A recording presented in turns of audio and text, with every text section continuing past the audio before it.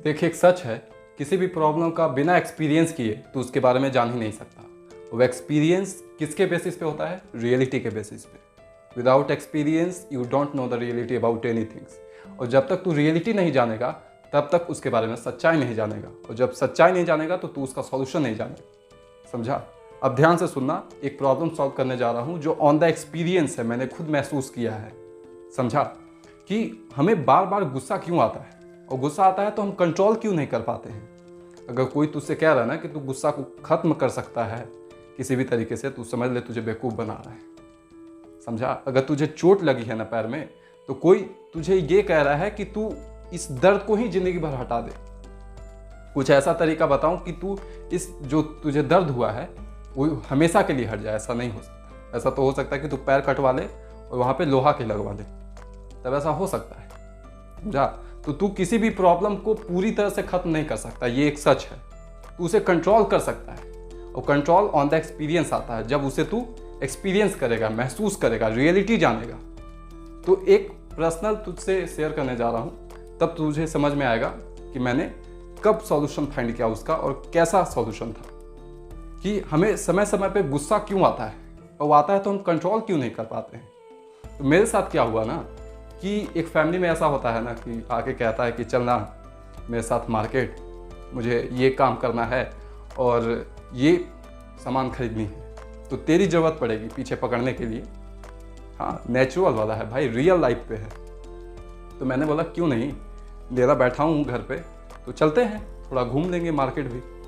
तो मैं उनके साथ गया बिना खाए पिए, क्योंकि इतना जल्दी उन्होंने कह दिया कि चल बहुत काम है, ज़रूरी काम है। बिना खाए मैंने निकल गया। मुझे क्या पता था, आगे सुनना ध्यान से। मुझे क्या लगा कि ये कहीं ना कहीं मुझे नाश्ता पानी तो करवा ही देंगे, इतना भी बेवकूफ़ नहीं है। लेकिन कोई कोई घर में ऐसा होता है जो महा लिचड़ों का लिचड़ होता है। समझा? कि तुझे 1 पैसा अगर तुझ पे इन्वेस्ट कर रहे हैं ना, तो तुझसे 5 पैसा निकाल देंगे। ऐसे होते हैं। तो मैं उनके पीछे पीछे पूरा मार्केट छान मारा एक सामान के लिए। मैंने कुछ नहीं बोला। समझा? और जब वो पूरी मार्केट घूम लिए, हमसे पूछ रहे हैं तुझे दिख रहा है, ये दुकान दिख रहा है, मतलब जो रियल एक्सपीरियंस होता है। मैं इधर उधर देख रहा हूँ अपना, मतलब लग रहा है कि ये कुछ कभी कहें कि अब कुछ पानी भी पिएगा, कुछ खाएगा, कुछ पिएगा, ये कहें।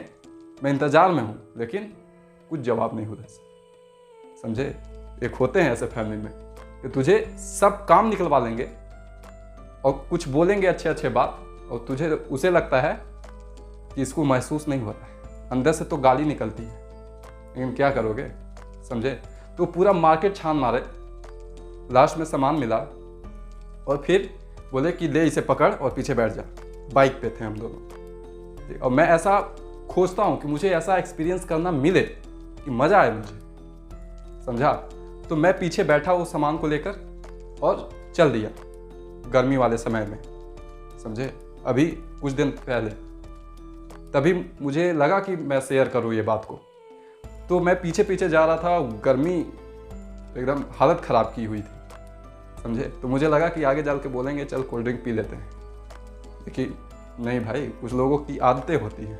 1 पैसा कहाँ इन्वेस्ट करना है, अगर यहाँ कर दे तो मेरा प्रॉफिट होगा। हर एक चीज़ में प्रॉफिट ढूंढते हैं, है ना? लॉस नहीं होना चाहिए किसी भी तरीके से।